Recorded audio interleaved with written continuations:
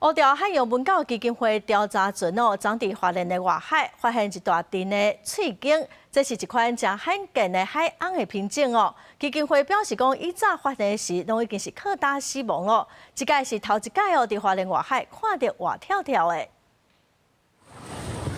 二30只大型的鲸豚慢慢以群体方式向前，因伫海上做伙喷开，悄悄地又搁同齐冲入去海底。研究人员原底就是因是定看到的瓜氏喙鲸，挖进了后才发现是因无伫海上看过的拢是喙鲸。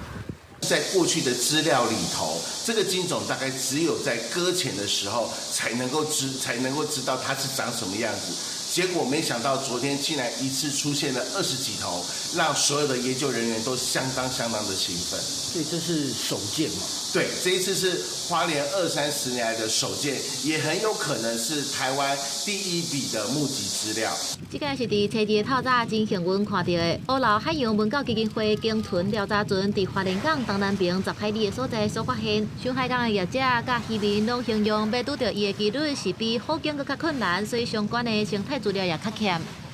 现场辨识出它是朗氏喙鲸的最主要的原因是，可以透过它头部的这个白斑白色的区块，可以去做出辨识，以及它的这个比较长的吻端。朗氏喙鲸在野外常常会跟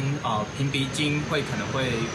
误认或混淆，但昨天我们留下来的影像画面其实都非常的清楚，所以后续都已经获得了一个确认。 根据海洋保育署的资料，拢是喙鲸分布伫印度甲太平洋区的热带海域，其中以西太平洋是较常看到，主要伫第6边以外的深水域来生探。乌楼海洋文教基金会表示，这届珍贵的记录整理了后会对外公布。公司新闻采访报道。